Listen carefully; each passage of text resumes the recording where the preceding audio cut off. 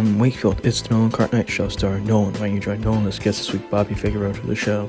And now, ladies and gentlemen, here's Nolan. And welcome back, ladies and gentlemen, to another edition of the Nolan Night Show. And if you enjoy what you're tuning into, subscribe, like, share, comment, follow, all that grand stuff as I usually do. And I'll say it again at the end. I hope holiday season was wonderful and great as we enter 2022. And when I was putting together my notes, folks, of the show and what I wanted to ask my amazing guest this week, I was thinking of this one thing, with TVs and movies, they have season finales, season premieres, first episodes, very last episodes. And this is quite similar. And this is exactly the same thing here as we've reached the season finale at season 4 of the podcast. And in that situation, you need to go out with a bang, just like at concert. And my guest knows all about that. And I thought, who better than this guest? You may know him as a musician, as a percussionist, as a drummer, as a singer, his TV roles on The Larry Sanders Show, Just Shoot Me, but you also know him as a member of California Surf Inc. and a 14-year member of the Beach Boys. He is the one and only Mr. Bobby Figueroa. Bobby, how are you doing today? Hi, how's everybody doing? I'm fine.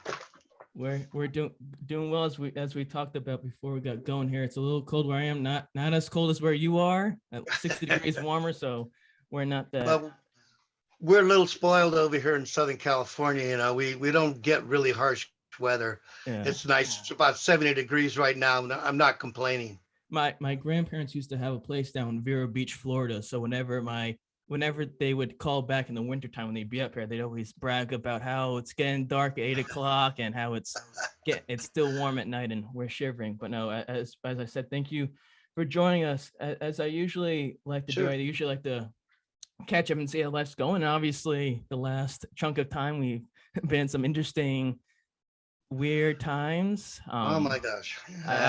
I'm vaxxed. I know you are as well. And how's life been for you? Seeing as you're a musician whose time is often revolving around touring. It's been a little trying, in a lot of ways, to not be able to go out and play that much. It's a matter of choice, really, because it's so hard. I don't want to endanger anybody, and I don't want anybody to endanger me.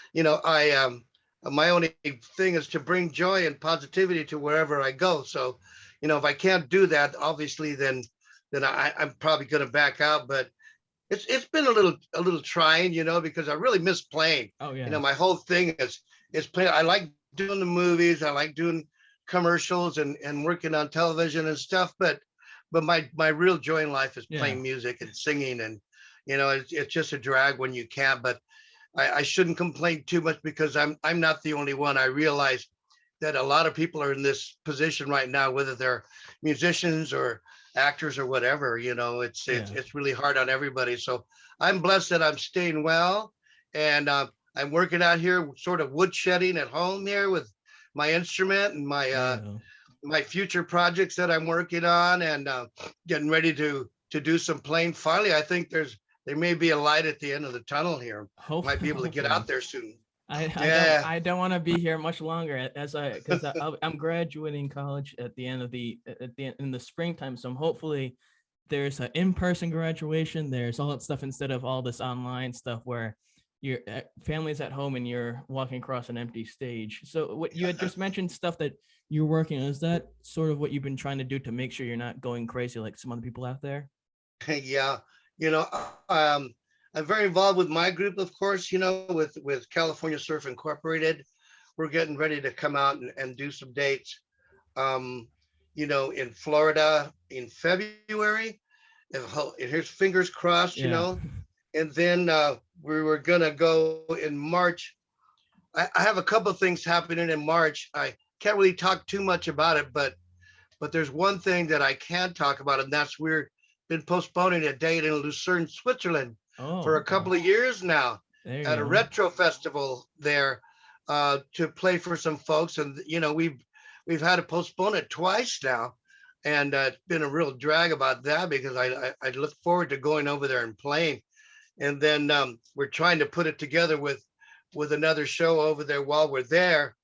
We'll play Lucerne and then go hop over to Liverpool and possibly do the Cavern Club. There you go. I know that, the UK is big with the Beach Boys music and that genre Yeah, of we love the music. UK.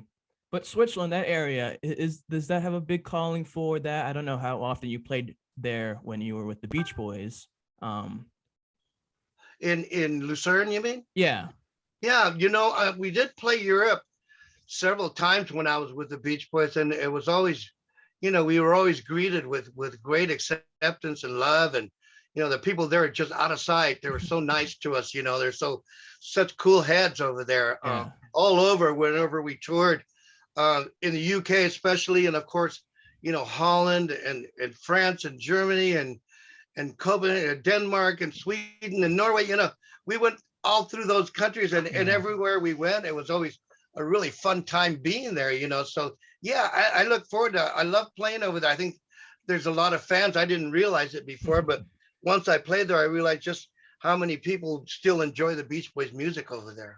Well, who doesn't enjoy? And for people to say that the Beatles are better, are vastly mistaken on that. Although they do have their quality music. What I'm curious about, what I want to sort of start off with, is sort of the beginning, which we had talked about before we got Sure. going. I I've had people on before that, people in the media business, sports journalists and athletes, and a lot of people, regardless if it's them or not, other people in general who are successful like yourself at what they do, that they sort of know. Oh, they say, oh yeah, I've wanted to do this since I was a kid, and this is all I've wanted to do, and especially when they're very, very well known. What was your relationship with music like when you were growing up? Not only just listening it, but possibly doing it as a full-time job, which you do. Yeah, I came from kind of a musical family in that there's always music in our house. So I don't know if that qualifies us as being a musical family. I did have an uncle who was in a Latin romantic type group that did a lot of ballads and stuff. And I was always fascinated by the fact that he could play guitar and sing these songs, even though it was in another language. I still thought it was very beautiful. So, and then I had three older sisters who were like, I guess you would call them Bobby Soxers at the time. Rock and roll was just starting, and they were keenly aware of it and brought those records home every day. And so I was raised on a lot of the stuff that say like Brian and the rest of the Beach Boys were listening to at the same time, and when Chuck Berry was coming up and Little Richard and the Fats Domino and all these great people were coming up. I was listening to that every day, even though I was much younger. I was in grammar school, but I still was hearing that every day, and I'd race home to watch, American Bandstand and see who was going to be on that day. And that's why I was so thrilled and happy later on when I got to actually be on there a couple of times with the Beach Boys. And then we did some New Year's Rockin' Eves and stuff. And having Dick Clark introduce me to the world was kind of one of my biggest, this is the greatest in the world. I want to hang out here forever, kind of thing. But it was always a part of my growing up. And then as I started to play, I picked up a guitar first and played guitar. And then the group that I was going to be in, we were starting a group and nobody wanted to play drums. So I said, I'll play drums, and I began playing then. And then to my benefit, I studied it in school, and I was one of those band nerds, that I joined the marching band and I joined the concert stage bands and the jazz band, and every band I could get into, I started playing. So it kind of prepared me for what was going to come later in my life. As I got a taste of a little bit of everything, and carrying a 50-pound drum down the street for 3 miles was also a great training experience, if you want to call it. It was like boot camp for drummers, It's like, sure. I learned how to, my chops, my endurance got way up there. So I kind of prepared myself for whatever came my way. And as it was later on, as I kept playing, the Beach Boys came my way. And I was very fortunate to recognize that as a real opportunity. Do you think when you were listening to that music, or the rock and roll early on, when you were at that age, helped you, I don't want to say get the betterment of you, but it sort of helped you foster a tighter relationship with it than maybe kids did early on when they got older, started listening to it at that time? Well, certainly you can learn from it and get into it at any stage of your life. Yeah. But being that it was literally coming out of my ears every day because I was only as high as our stereo speakers there in the living room. There were a console with a TV and stereo in it. And And I used to just listen to these records every day. So I was very well versed, but I mean, you can certainly appreciate music at any stage of your life. But I think I was lucky that I got an early education that way. You had mentioned Dick Clark, and I remember the clip of the clip of, I forget what song it was, and I'm sure you remember it, where Carl was there, and Brian and Mike, and I can't remember if Bruce was there as well. Maybe Al was there, and Dick had gone over, shook your hand, and Brian had made some funny comment about Dick and asked him about what he's writing now. That sort of thing, that television type of stuff. And a lot of comedians talk about, how Johnny Carson was their role model and how they grew up to be him, or David Letterman, or people nowadays grew up to be similar comedians like that. For you, how much of an influence, you'd mentioned Latin jazz and that sort of, how much of an influence were those type of bands and big bands early on for you before you got going, or when you were starting as a musician?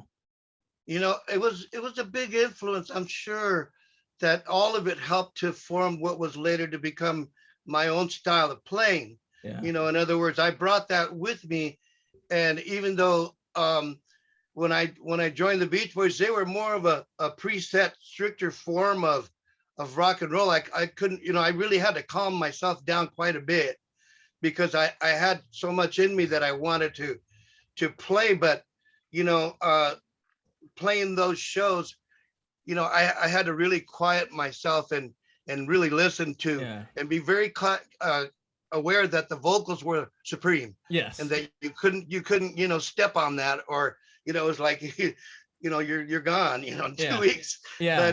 But it did prepare me to have a musical ear, and I was singing as well. When I learned how to play, I also started singing quite a bit. So I was very appreciative of the harmonies and I was just mesmerized. I remember the first night I played with them, just listening to those harmonies live for the first time, and just the hair standing up on my arms and me going like, there it is. Yeah. There's that sound that I've heard that's so legendary, and here I am, so I started to rethink myself and started to take the ideas I had, and then that helped me later on when I finally went into the studio with them and to do some recording, especially with Dennis and Carl, when we worked on ideas at Brother Records and started recording, like for Pacific Ocean Blue and LA Light, the albums that I was lucky enough to be asked to participate on.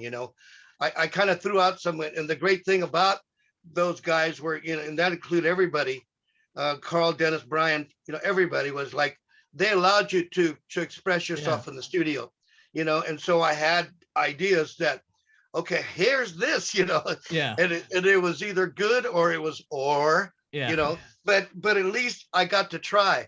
And that's the one thing, is they always allowed me to do what I could do. And a lot of times it stuck, and I'm really grateful, that it prepared me in a way to be ready for whatever is coming my way. And as it was, they came my way, and I was quite ready. Yeah. Well, those two albums you mentioned that you were part of, and that's not just because of you're on here and you were willing to do this, but two of my favorite, I think, albums of all time, both Dennis's and LA Light album. A lot of songs on the LA album that are very well done, that I think, I don't want to say save it, but I think make it as well appreciated as it should be, especially the stuff that Dennis did on there. And I can't forget to mention Good Time. And I want to mention that at one point I was a musician myself, all for about 6 seconds in middle school. I played the sax like Dr. Love himself, Mike Love, but it wasn't for me. The commitment level for me was not there. Okay.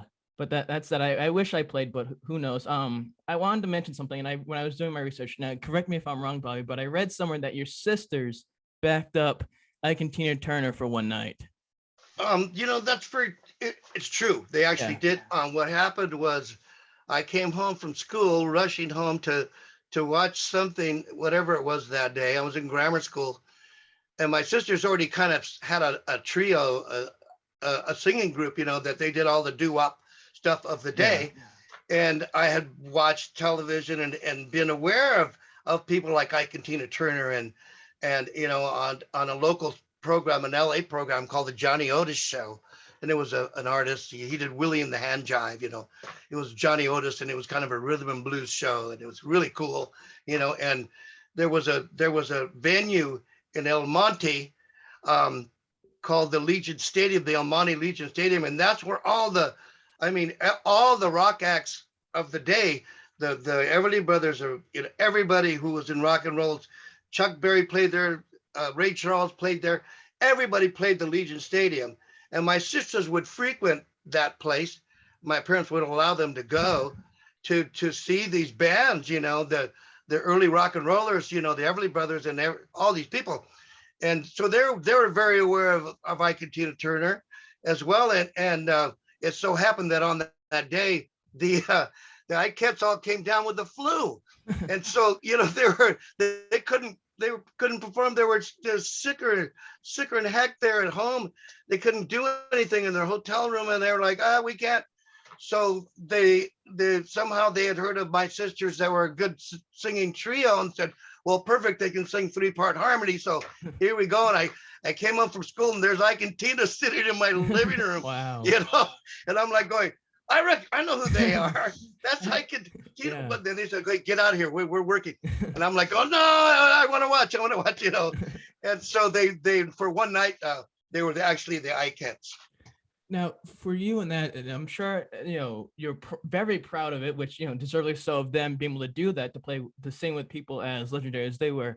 But what did that do for you in terms of confidence to be able to be a musician as yourself as a career? Well, I think that I knew things stuck in my head, like certain songs and certain artists were very, they had personalities and they had things. So I was way serious about it way early. In other words, I took everybody seriously. And so later on, when I did see some of these people, I was very confident in meeting them because I knew exactly what they did. I knew the songs. When I talked to Ray Charles, I was confident in talking to Ray Charles because first of all, he said, well, I want to sing Ceylon Sailor. And I was, yes, sir. Yes, sir. Yes, sir, Ray. I'd be glad to back you up any way I can. I ended up playing drums and singing backgrounds in the studio for Ceylon Sailor when we did the 25th anniversary special in Hawaii, in one of my favorite places in the world. And so it did prepare me to, and the Everly Brothers were on that show, and Three Dog Night. Anyway, there was a lot of people that came down my path as a result of being with them because, to my good fortune, the Beach Boys were loved by everybody, and wherever we went, I remember dragging Roy Orbison into the dressing room once because I saw him and knew exactly who he was. It was just some cat standing there with dark glasses. I know that's Ray Orbison. Yes. And I grabbed him and I dragged him into the dressing room and I said, ladies and gentlemen, Ray Orbison, and everybody came running over, because everybody knew who he was. But it prepared me in that way because I had a really good education about all those people. And I really appreciated what they did. And as I came to learn, Brian and Mike and Al and Carl, they all loved those guys too. And they sort of gravitated from what they had done to their own style by listening to them as well. So, I was a little bit younger than them and they couldn't believe that I knew all these songs, but I had to explain to them that was because I was raised on that music. The best music, nothing much better than today's stuff. Yeah, I guess, there's some good stuff now, but there always is good stuff. But, I really liked where it all started. That part of it was really stuck with me. Well, it speaks to the longevity of the Beach Boys. And in particular, I don't know if you knew this, you may have seen this or not, but The Weeknd had put out a new album and Bruce was on a writing credit for one of the songs. Yeah. And it's amazing in the sense that here he is, a man who's been doing this for 60 years and he's pushing 80 and they're still relevant. It tells you that, although the Beatles might have been big or the Rolling Stones, you still have the Beach Boys who their members are still going strong. I know, like you said, growing up in Glendora, Southern California, I know that, you said you were a fan of the Beach Boys, listening to the music. How much of I don't want to say a stronghold, but how much of a mythological grip did they have on your area of Southern California growing up? it was huge because of the fact that when the surfing craze started, my little town here, even though we were 20 miles from the coast, still we found a way to get there. We found a way to get to the beach, and there was quite a number of guys at my school and high school that were making that trip regularly in the summertime and on the weekends when they could, down to the beach. And so the whole surfing thing, I mean, we had skateboards, we were making our own skateboards before it was even known anywhere else in the world. We were riding these clumsy little boards that we made with 2x4s and roller skates, this might work. I know if we get the ones from the roller rink, those have ball bearings, we can use those, and we found a way to get those. And all this craze was starting here. And there was a teen club nearby in Azusa, the famous Azusa, California, that featured a lot of the acts as well. And for $1 on a Friday night, I saw the Righteous Brothers, the Coasters, and one night I saw the Beach Boys when they very first started, and they were wearing Pendleton still, and and I went like, hey, those guys sing pretty good. They might do something, and it was, it's like kind of prepared me in a way. And it was kind of ironic that at the time, they were starting to put out hit songs, and I was like, wow, they are pretty good. And so surf music was really my first genre of music that I ventured into, was playing, songs by Dick Dale and the Deltones and songs. That's how I learned how to play on my own, before I joined other forms of bands and stuff. I learned how to play surf music, and I would go to the teen club, and the Safaris were from my hometown. They went to high school with me. We at Glendora High, they wrote Wipeout. Okay. Yeah. And that was the #1 hit in the nation. So I'm probably the first kid that ever played Wipeout on a school desk in his classroom, and because I heard it first. I used to go to the rehearsals, and I heard them actually put together that song when Ron Wilson started that drum thing. I learned it right away, and it's been a curse to me ever since, because I can't stop playing it, and it's one of those things that now every kid in school has played Wipeout on their desk.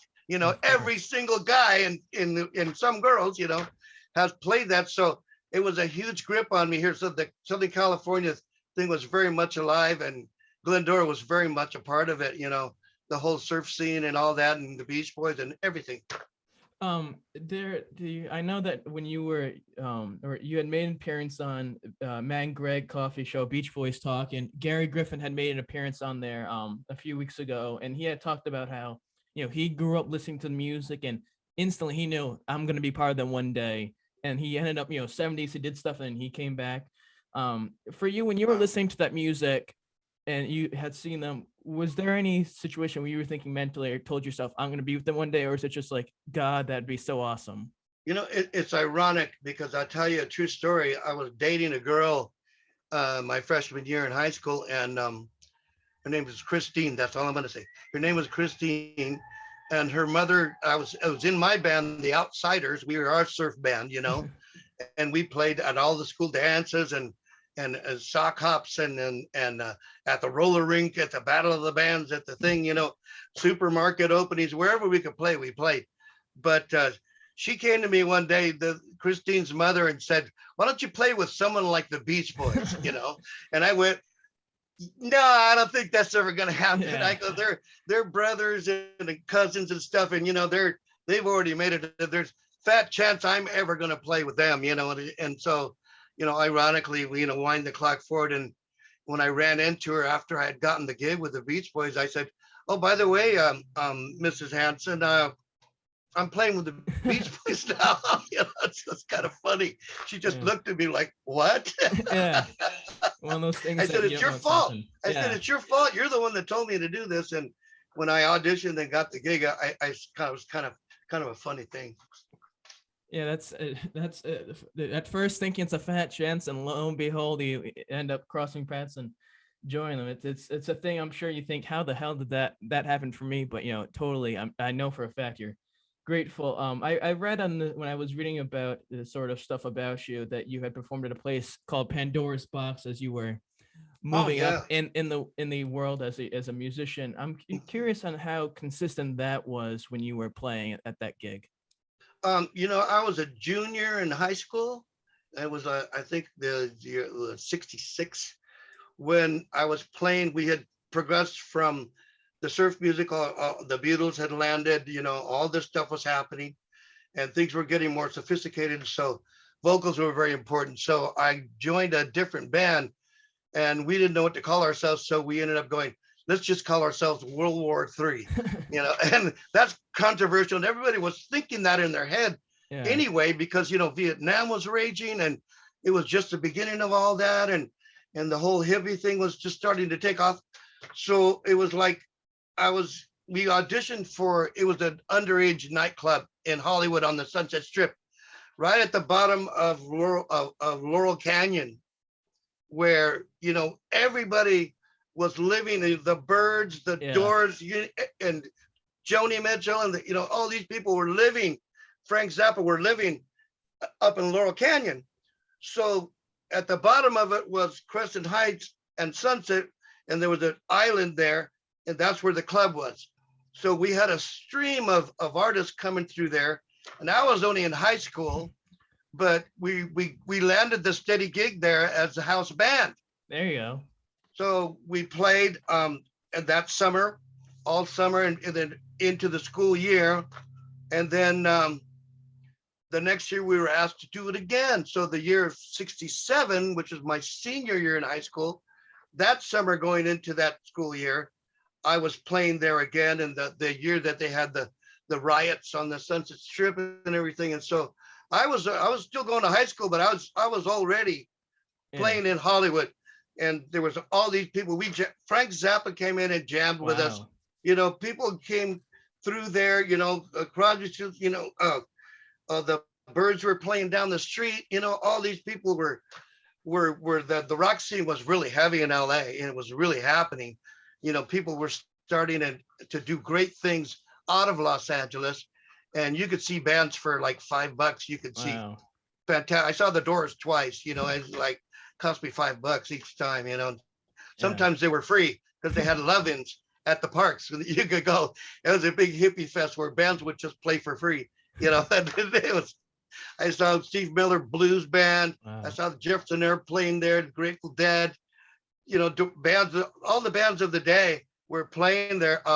So it was a great experience. And the riot happened, and we even got our picture in Life magazine. Wow. A full page spread. You can find it August of 1967, and it says the wild scene on the Sunset Strip. And there's my band, the World War III, in front of Pandora's box, going, "Yeah, we're hippies," Dude, one of those things like that. And we were just trying to stay out of the war, but that was just what was going on then. It was quite a spectacular time in Los Angeles. That brings up the question of you're doing that and you're around that environment of all these great, amazing, legendary musicians. How did you deal with that? You said you were a junior in high school and a senior in high school, still relatively young doing that. I'm sure that definitely was not just stressful, but you're like, oh my God, how did I get in this situation? I'm so lucky. Well, I was in awe of these guys, because they were already on their way. They were already had notoriety and stuff. But my thing was back then that I so wanted to be a real musician, a real player and stuff. I literally practiced and played 6 hours a day. Wow. During all my high school years. I didn't care if it was carrying a marching drum or playing a halftime show or playing a jazz band or playing West Side Story with a concert band, or whatever it was that came my way. I was swallowing it all up. Yeah. I said, I really wanted to be taken seriously as a musician. And so I put the time in. Exactly. I put the effort in, and I realized that there's something to be learned from all those genres of music, that any one of them can teach you, and any one of them can become a part of you later on. Somehow you could meld into your own particular style or whatever you had to offer as a musician.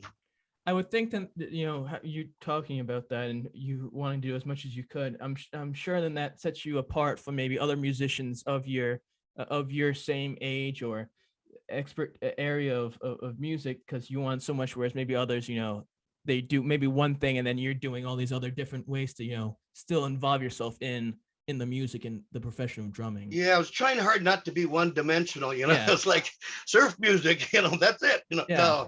No, it was like more than that. And I found a way to incorporate it into whatever came my way. And as it was, the Beach Boys came my way, and I was very happy to participate because it was just good music. That's all I knew.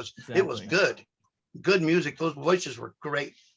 And they still are today, regardless of what whatever the word is, not iteration, but version of the Beach Boys music you're listening to today. I know that you're friends with Carly Munoz, and he was Sure. the one who sort of helped you get into touch with the Beach Boys and get going with them. Yeah. How far along was what? Because I know you had mentioned on with Matt and Greg that there was a phone call. He called you about the audition. How far along after the Pandora's Box, the junior senior, was that phone call where you were talking to Carly about it? It was a couple of years after that, because after the 67, because I didn't join the band until 74. Yeah. So that whole period in between 67 and 74, I was playing a lot of nightclubs in LA with different bands. And I joined a band called the Poverty Train that I named after a Laura Nero song. That was because we were riding that poverty train, all right. We were a good band, an 8-piece band from Los Angeles that we played from LA to Anchorage, Alaska to Hawaii, this triangle we played for several years. And that's how I met Carly. I actually took him to Hawaii with me with the Poverty Train. And we had a very good experience with that because it was a really good band. Really loved playing with, and we were pretty much a soul music kind of band. We did Stevie Wonder, and we did, a lot of stuff from that day that was more leaning towards rhythm and blues and that sort of rock and roll. We loved the Young Rascals. We loved, Lydia Pence and Cold Blood, the Janis Joplin. Things were getting a little funkier. So that was the kind of band it was, and I was very glad to have done that. So that the time went on, I kept doing that sort of thing, and then I lost track with Carly for a while, and then he called me out of the blue one night. I was playing at the Crystal Closet in Pasadena, just doing my nightly gig, 6 nights a week, club gigs, going, how am I ever going to get out of here? Yeah. And he called me and said he was playing with the Beach Boys. And I said, how wonderful. And I was happy for him. And was it wonderful? And was it great? And he says, yes. And he says, I told them about you and they want to hear you. Wow. And I went, well, cool. What do I do? And he goes, well, come to Brother's studio tomorrow and you'll audition with some other guys. And I went, right, I'm there, what the heck, so off I went the next day, and I showed up in Santa Monica at the studio, and I was the first one in the studio. Wow. And I played for the Beach Boys one at a time. So there was no pressure there. It was like just what Mike and then Al and then Bruce, and Bruce wasn't there, but Carl, and they all asked me to play different things. And little did I know they were asking me to play specific things that were pertaining to songs that they did. I didn't know Carl wanted me to play Surfer Girl. I didn't know that Al wanted me to play Rhonda. I didn't know that Mike wanted me to play Surfing USA. It was like, but those were the fields that were asking me to play, and just to see if I was proficient enough at those fields. And I guess I was, because as I was leaving, then I hear this shout from a room, and it was Dennis saying, hey, where are you going? And I was like, oh, hi, Dennis. Well, there's 8 other guys just plotting to get in that room to play for them. And he says, no, wait, come here. And I went in there, and he said, we want you to go on the road with us. And I said, well, my jaw dropped, and I went, well, cool. When? He goes, tomorrow. And he says, put down your address on a piece of paper, and we'll send a car, and we'll see you in Seattle tomorrow night. Wow. Now, in that situation, that's definitely a high of emotions where I'm sure not till the end of the concert you were able to fall back and calm down.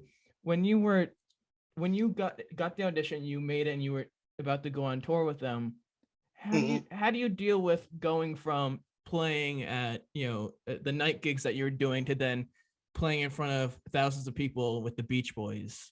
Yeah, it was a bit different, It was, everybody cared, for one thing. The difference was that everybody was there to see you play, and they weren't there to pick up somebody or to just get drunk or whatever. They were actually there to be entertained. And I realized that, and even though I didn't have a whole lot of rehearsal or any rehearsal, I just was up there, and it was great. It was exhilarating. It was really exciting because I was not aware of some of the newer material they had done. In other words, so stuff like The Traitor and Caroline No and Long Promise Road, which is wonderful. Funky Pretty and songs that were newer to me, and I was there going, oh, this is great. So it's not just Surfing USA and fun. It's also this. And that I got very excited, to see that. Okay, now this is great because it's new, and it was challenging for me to be on the spot and learn how to play this stuff now. So but I was happy to, because it was good music, and I was happy that they had come this far, and I had no idea that they had come this far, but I was familiar enough with their catalog that I could get up there and still pull it off. But then I learned by listening to Carl Wilson, by listening to Dennis, and who taught me an immense amount of musical knowledge and how to, like I mentioned before, calming myself down. This is how you play an arena. This is not how you play a room, but how you play to that guy in the back row of this 50,000 seat arena. Okay.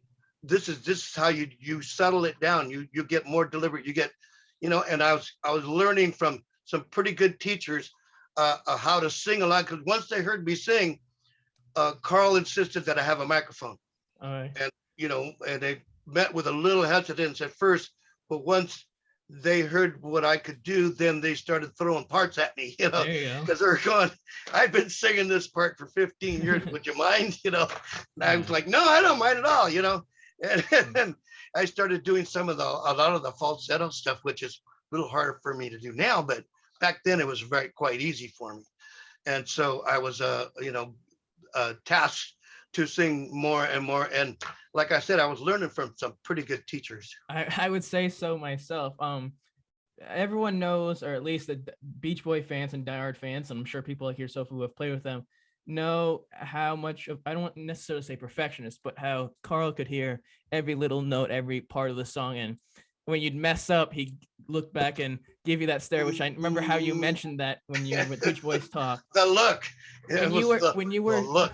When you were starting out the group, how much of that was on you mentally at the same time as playing the music to make sure you're not messing up, so you're not out and not playing with them anymore? Well, I think, like I said, my preparation before then had gotten me ready to do well and perform well. So I was very careful not to mess up. And even though I did manage to once or twice get that look from Carl, here's how it went. It was like, first you get the look.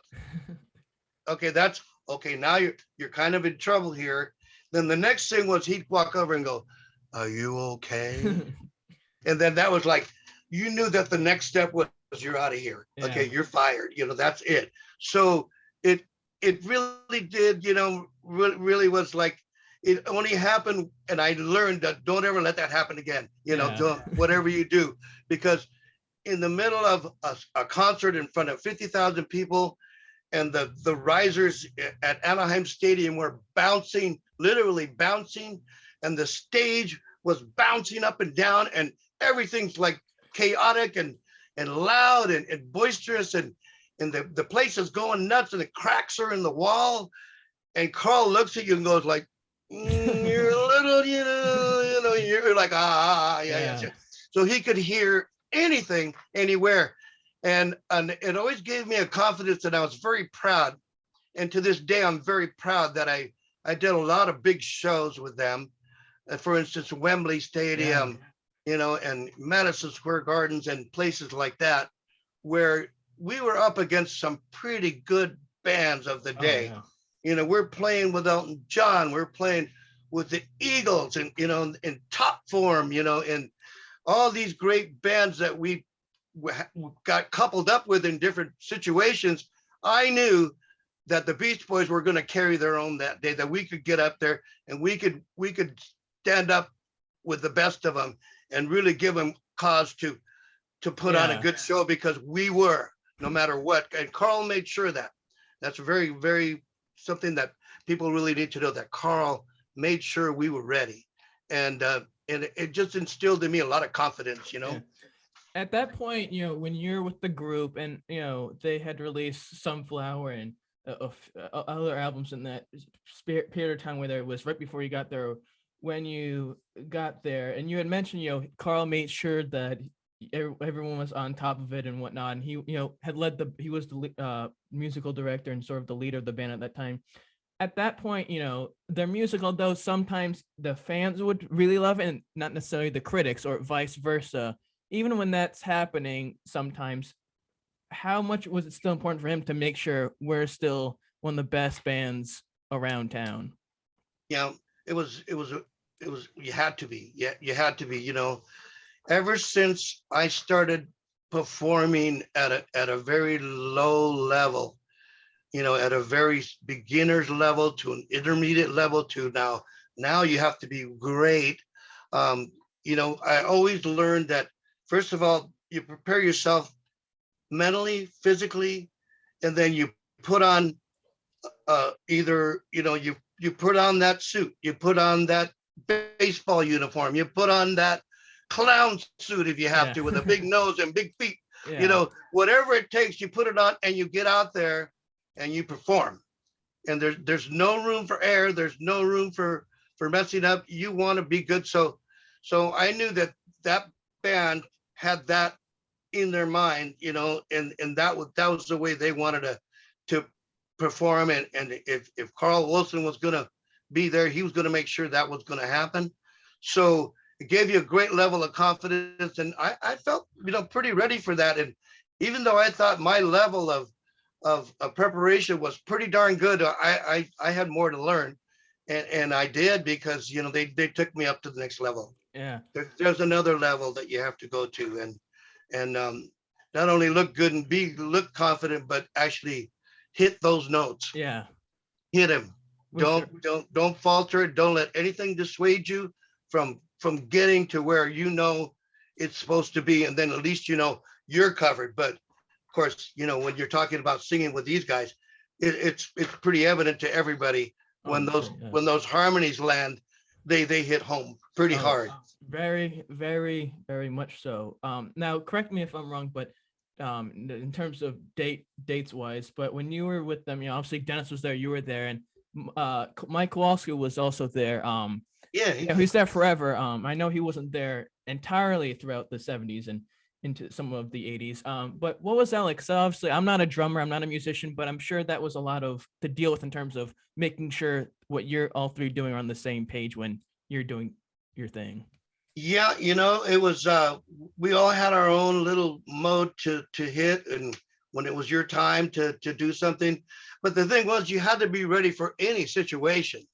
So you had to, even though maybe you weren't scheduled to do something that day, or you weren't normally playing on this spot, something could happen where you'd be thrown up there. You know, Dennis would decide, oh, well, I'm gonna go down and play keyboards on this one, Bobby, you know, and I'd be like, and I just leave up on the, you know, they'd be like, and run up there and jump. But I knew the song, I knew how to play it. So, you know, we had to be ready for just about anything. Mike Kowalski was pretty good at that, you know, too. So we managed not to you know, do anything, stray away from what we were asked to do, you know. Yeah. I'd be hard pressed, or whatever the correct way of saying it is, not to mention that in the late 70s, late mid 70s, you participated on probably one of the greatest albums of all time, Pacific Ocean Blue with Dennis, man. which was one of which is one of the first albums that I got for the record player I have, and it was like Christmas morning getting it. That I'm sure for him was definitely a revealing and a thing to process to get everything out. But for you to play on it with him, was that similar for yourself to get everything out and basically drain yourself of whatever you were dealing with? You know, Dennis was great to work with in the studio, and when I went into the studio with either him or Carl, you know, or whoever called that day and said, "Hey, I got this idea. Come down. Let's play." And I'd be like, "Sure." You know, I was always ready to do something. And the thing was, you didn't know where some of these songs were going to end up. You know, like for instance, we were recording stuff and playing with ideas. And I remember when Carl called me one day to come down to Brother, and it was just him and I, guitar and drums. That's it. In this with this, you know, the Hal Blaine kit there, and me sitting down behind them, and Carl working on this idea, and we laid down a track, and I was like, "Yeah." Carl's out. Yeah, that's it. This is his idea I have, but that's pretty good. Let's record it. And so we'd record it, and then it came back later on, and I realized it was Angel Come Home. Okay. And I had no idea what it was. All I knew was, here's a feel, let's play it, you know. And it ended up being, you know, layers of vocals and cello at the end, and you know, all these great, you know, components of that, which is one of my favorite songs, because it was a Carl and Dennis thing that was just so wonderful, that they were coming into their own as writers, you know. Yeah. And it was a great song, and it was another era of the Beach Boys where it was past the 60s, but now it's something new, and they're carrying their own, and here's a great idea. And that carried into that. It was good to do that, but you know, then we did Love Surrounds Me, and I didn't know where that was going to go, and it ended up on LA Light. Yeah. Then Dennis calls me one morning and says, "Get down here, or I'll get some bum to do it." And I went, all right, I'll get down here. You know, and I raced down there and walk into the studio, and there's a gentleman sitting there "Oh, Bobby, this is Jamie Jamerson. He's gonna play bass." And I went, "Wait a minute. James Jamerson?" And he's like, "Yeah." And I went, "Oh, just the guy that wrote the book on Motown bass lines, you know, James Jamerson. That's all. I get to play with him, and I get so much, you know." And that ended up being Dreamer on Pacific Ocean Blue. So, you know, it was one of those things where you didn't know where it was going to end up, but you know, you had an opportunity to play and make a statement with these guys on a pretty good song. And so regardless of where it was going out, I was happy to be there. In 2000, in comparison to when it came out, it did well. But when it came out, when they put it out again in 2008, I believe what it was, when it had all that success coming out again for a second time, how did you deal with it that time around when it started to blow up like it did at that point? I was very happy, for one thing, because, you know, I always thought it was a great album. You know, you got to understand that how hard it must have been for Dennis. You know, creatively, he had a great mind for music and for playing, not just on drums, but for melodies and songwriting. And to be Brian Wilson's little brother, and try to make a statement is not an easy thing to do. Of course, yeah. But yet, you know, the Wilson brothers, supported each other so much, and I saw that they were a real family. I saw that from the very beginning. Even, you know, the first time I met Brian in the studio, and I was just like, here's this lumbering giant in a robe and a 6-pack of, you know, San Miguel beer, going, "Hi," you know, and I was like, that's freaking Brian Wilson, you know. It was great. "Hi," you know, and we played ding dang for an hour, you know, and it was like, it was just wonderful that way. But, you know, being that but yet Carl was always supportive of Dennis. Dennis would do anything for Carl, Brian, and vice versa. It just went three ways. There was real love between those three brothers. There really, really was. And so whatever each one of them decided to do individually, they always had the support of the rest of the family, you know. I'd grown up in the era or after it came out, but when it was replaying Full House, and you had made a few appearances on there in the background, but I'd grown up on Barbara Ann and Kokomo, and then obviously Dennis's hit song Forever. But then when I got older, right before or when I began in college a few years ago, I really started to get more into the band. And the first concert I saw, or at least I bought on DVD, was Nebworth in 1980. Great experience. There was on the DVD commentary at the beginning of it, Al had said this was probably the first time in a while that they were all playing at the highest level they could be after a few years of interesting times, I should say. When you were doing that, how powerful was that experience to have all 6 members there together and then also be there with them? I've always prided myself on the fact that even though there's been different periods of the Beach Boys and their growth and whatever, their ebb of popularity, good or bad, that they were all there. And I was fortunate enough to play with all of them at the same time with the original band, plus me, Yeah. and Eddie Carter, and and different people that that came to play with them as well. And for us, it was just okay. Here's another show, and they're going to film it. Okay, great. So play good. Yeah, of course. That's what we do. That's just what we do. And it didn't really strike me at the time that this could be one of the last times that the band actually plays together as a unit. Yeah. That all the brothers and all the cousins and everybody, including Bruce, you know, was there, and all those elements were there. And you don't really think about that. You think about, the gig is the gig, right? Yeah. You've heard that saying before, and that's the main thing that's on your mind. That's the most important thing, is to make this incarnation, this recording, this bit here the best you could possibly make it. And I was very happy to be there. It was a great setting, and everybody was firing on all cylinders that night. It was a great night. Playing wise, it was very satisfactory, very very, very fulfilling, that I could look to. And there's Brian, and there's Mike, and there's Alan, there's Carl, and there's my friend Eddie Carter's over there, and and Mikey Maris is playing keyboards, and it was a great feeling up there. I felt so good being there, and because the English fans are great, and so they really make you feel at home, and they're looking at this castle in the distance and going like, there's a castle, and and not letting it phase me. But playing that last show, I had no idea the significance of that day, really, but I'm glad that we did good. It's one of my favorite memories of playing with him. Speaking of big time shows, you were part of other big time shows with the group, Live Aid, countless 4th of July concerts, as well as you said, the 25th anniversary with Ray Charles coming in to play Sail on Sailor. How do you look back on that and say, how the heck did I have a part in that situation? Well, it's weird how it all happened.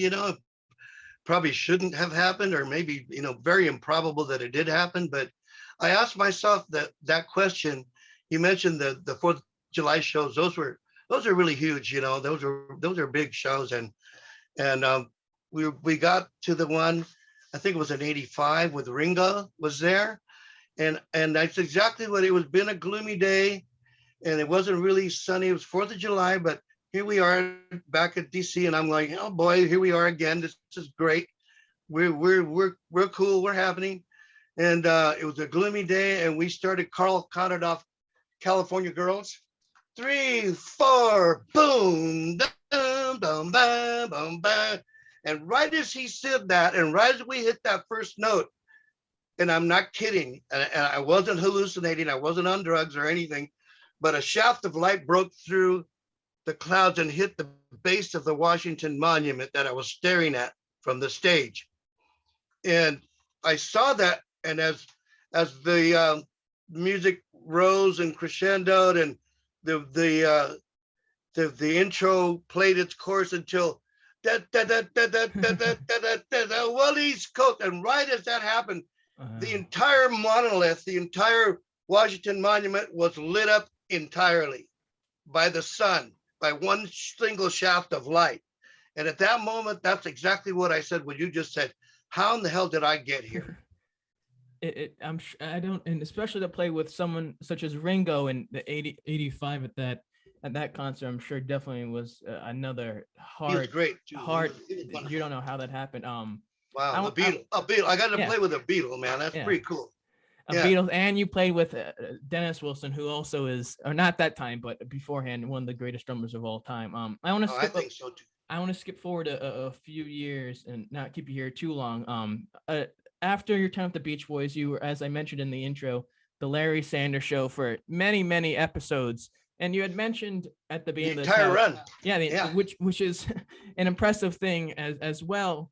You talked about at the beginning, having depth in terms of different types of musical experiences. Yeah. Coming from playing with the band and then going to that situation, was it hard for you to adjust to a situation like that in terms of music? It just takes concentration, and we really, on that show, everything that we did was recorded, before. It was like you were basically in the studio, and that I was comfortable with, because you would record certain sound effects or whatever loops, because they didn't want anything to interfere with the dialogue of the show. The jokes were the important thing. It was a parody of a talk show. Yeah. And for that reason, the dialogue was super important to the script was super important, and you couldn't play over it except when you were asked to play over it. You know what I mean? Give me a boom boom, hey, or something like that. And it was a great set to work on. Gary Shandling was a wonderful man to work for. He was wonderful always. He used to ask me for jokes sometimes and stuff when he did his monologue. But it was different, but it was being in the studio and playing a feel, and then during the show, which was about 5 minutes of every episode. The rest was in the dressing room or in the makeup room or at the hotel or with the girlfriend or something like that. But it was very important that it was about a talk show. So exactly. Here I was at every show that they did, being the band leader and playing drums, but we basically didn't really play on the set, unless we were asked to. So, but it was different because it was still just rock and roll, Yeah, exactly. And it was still, just the stuff like that. But it was a great experience. I'm really glad I got to do that. When you in the late after that, in the late 90s, when after Al had left the Beach Boys and all that stuff happened, and we don't need to go into those details because that's not for this. When you played with his group, that iteration of his group, then with him and his two sons and Richie Cannata and Billy, and that was one of my favorite groups. That was a good band. At that point in the late 90s, how was it from your perspective after everything that had happened with the group at that point, and they're trying to reconvene and figure out their own image again? Yeah, that's a tough one because there was a rift there. Carl was gone, Dennis was gone, and to me that was a big hole in the band. Because that presence was Dennis was so charismatic, Carl was so important to the structure, and the competence of the band, and then they were having inner problems too, which I don't like to talk about either, but it was an opportunity for me to go and play some more and that music that I loved. And he had Carney and Wendy there as well, and Owen Cass Elliott was there for a while, and it was a super good band. I mean, because we were all hoofers. We were all, we had more than a cup of coffee with the Beach Boys, every one of us. You know what I mean? We were members, and we had luggage tags, and we had we had stacks and stacks of itineraries at home if we bothered to keep them, and I did.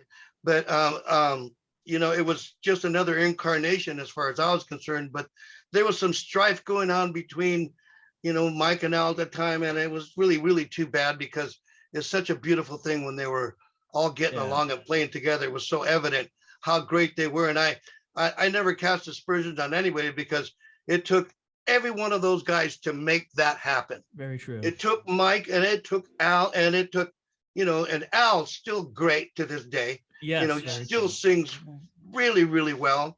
And now I'm sitting there with it. Now I'm not babysitting Carney and Wendy. They're playing with us now, and like, come on, girls, we're going on the airplane now. Come on, and they'd be like, okay, and there was Matt, who used to come up and play a little bit with me on some of the stuff on the percussion, and now he's singing his butt off and doing.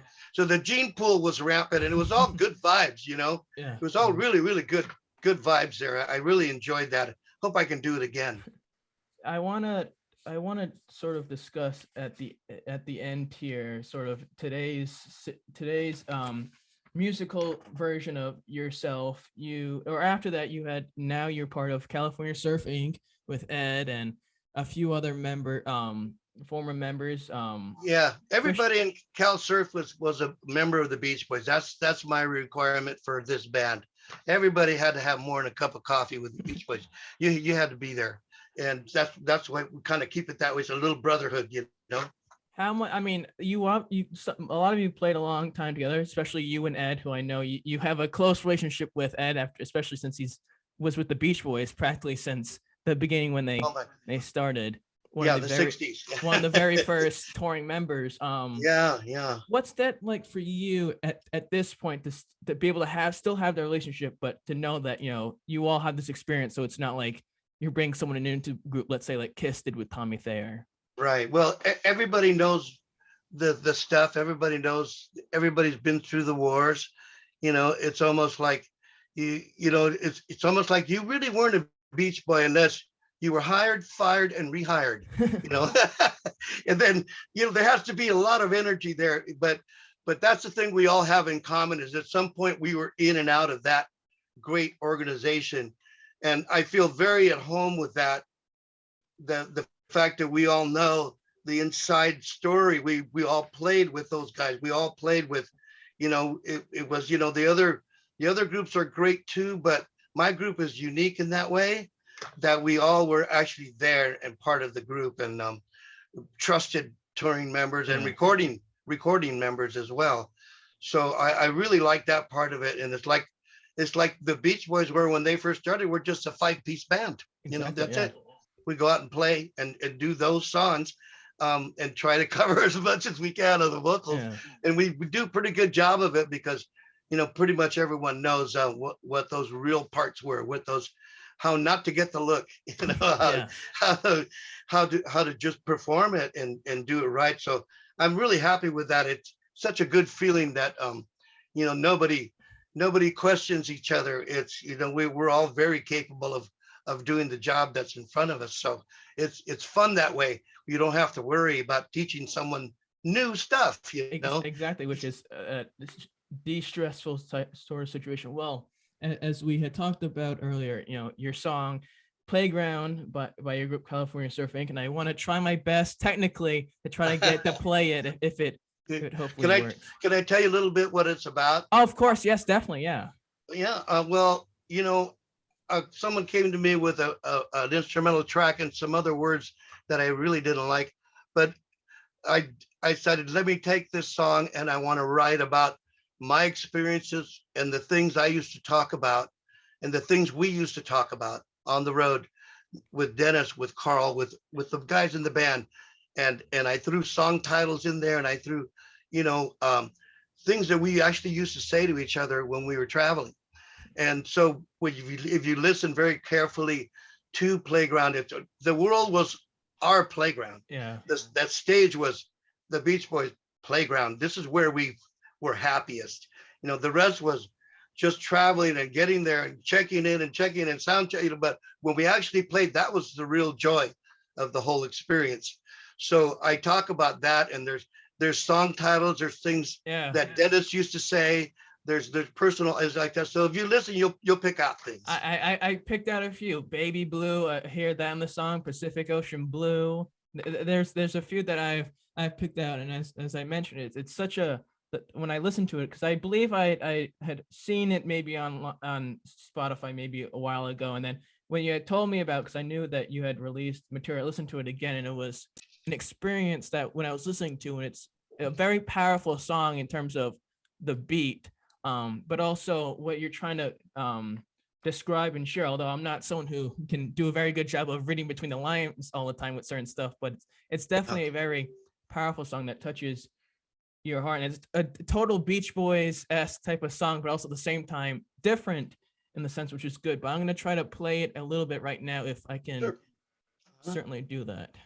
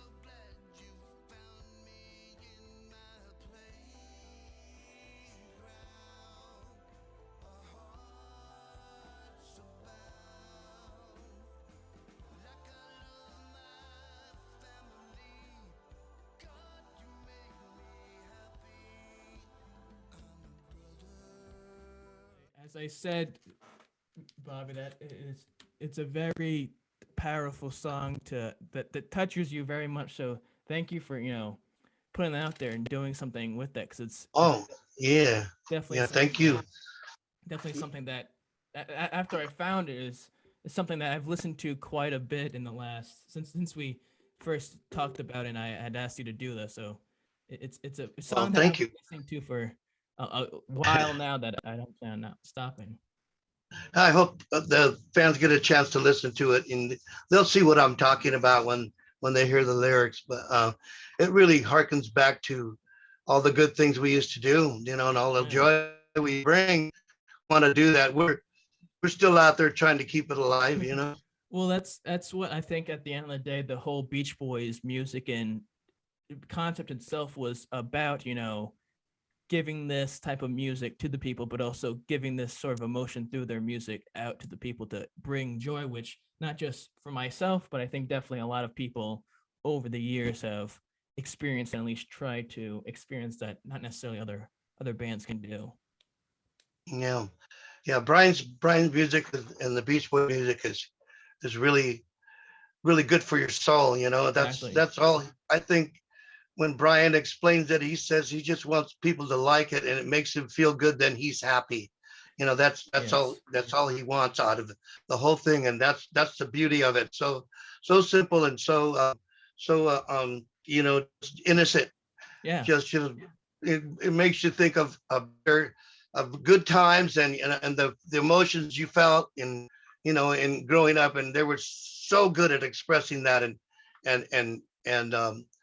playing it live. Someone once asked me, what do you do? And it was a very important person, and I had to think very carefully, well, what is it that I do? When I met this lady, and she said, what do you do? And I said, well, I had to think about it for a minute, and I went, I play music. I help play music for people of all ages, and for a while it makes them feel really good. And she said, that's good. She said, that's good. And I was gratified that she said that, because I was talking to Mother Teresa. Well, I'll give you an example of sort of what I was just saying, in the sense of, I had seen Kiss, a great band in itself, rock and roll band, yeah. And I saw them at Mansfield this past summer at the Xfinity Center, and that was great.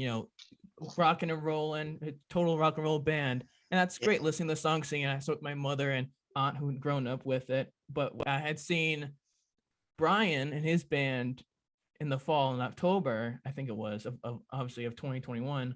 With my dad, who I'd never seen I hadn't gone to a concert with him before, and I sort of had to get him along to go with me. And sort of, although he knew the stuff, he wasn't as maybe a big time fan as maybe others were, and that's, totally fine. But I had seen him. It was a total magical moment listening to Brian again, because I'd seen him by myself. I'll give you another story. It was right before COVID. It was January, I think it was, and he was performing. It was one of his last few shows of maybe a winter tour.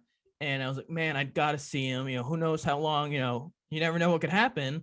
So I said, I'll buy a ticket, spent some money on it, and I went by myself, and it was the most magical thing ever, because there's a difference between singing along to Surfer Girl with everyone compared to Detroit Rock City at the thing. And it's funny because listening to Surfer Girl or songs that Good Timing on the LA Light album, it's powerful for someone to listen to instead of listening to any other type of music. And it's a powerful thing that they did, that I'm sure that looking back on it, they're very proud to have been part of. Sure. I don't know too many people that don't know that music.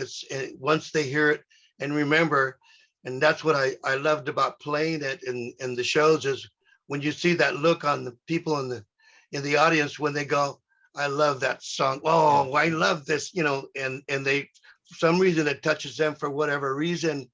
And you see that joy in their face. It makes it all worthwhile. And I can't remember when I first saw that clip of when you were part of the Queen Mary concert and you were tasked to sing Sail on Sailor, but I believe that was before I had seen Brian's. And I before, when I was listening to the Beach Boys, that album that song was on, I wasn't, I don't want to say a doubter on it. I don't want to say I hated it. There was a lot of stuff on there that I didn't gravitate towards than, let's say, Pacific Ocean Blue, Dennis's album, or LA Light album, or other songs on other albums. But after I had listened to that version of yours, which, in itself is, amazing and, out of the park, it definitely helps you, enter new music and find stuff that you didn't know that they had that, makes you more into it. And it's amazing how, wide variety of music and the depth and catalog that they have that other bands can't necessarily offer, that they cross so many different genres and it still sounds well. They always did an honest job of it, no matter where they went. And that's what was exciting, is that you could be a part of something that was going to be old but new at the same time. Exactly. Is something that that you don't get in that situation very often. You know what I mean? But it was, for some reason, with the Beach Boys, it just happened automatically because of who they are. And it was a big part of me. I liked a lot of different kinds of music, and I listened to them, and certainly thought that they were very, very good as singers and everything. And when I found myself playing with them, I said, well, now I know why, because I'm listening to it night after night, and it's always good, and it's always great, and people always like it. Every show was a good show. Every show was important. Every show was well received. Now, before I let you go here, and I'm so grateful that you stayed on here with me for so long, I want to end with my segment called the One Word Challenge. So for those who don't know what it is, it's when I take a few things that are somehow connected to my guest, and they have to do their best to say a word or two that comes to mind when they hear it. So, Mr. Bobby, are you ready? Go. Glendora, California. Home. World War III. Great band. Sail on Sailor. Favorite song. Dennis Wilson. Good friend. Pacific Ocean. My soul. And last but certainly not least, Bobby Figueroa.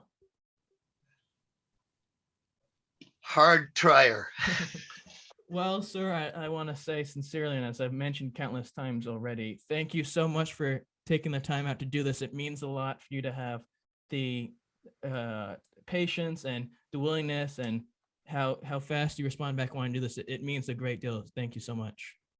Well, thanks for having me on, Nolan. I sure appreciate it. It was great talking to you today. Of course. Well, as I usually do, if you like what you tuned into this week, folks, do us a favor, subscribe, follow, share, like, comment, all that fun jazz, help it grow. Because years from now, when you look back on this episode and say, holy, this was amazing, with Bobby Figueroa sharing his story about music and his path through it. Bobby, I know we sort of talked about it before we got going, but is there anything you'd like to plug out there and promote? Just, I hope that everybody, we can all get together again, be in that playground again. If you hear of me coming to your town or neck of the woods at any time with my group or who knows who else, please come by and say hello to me. I'd be most happy to spend some time with you and play some music for you. And take care, stay safe, stay well.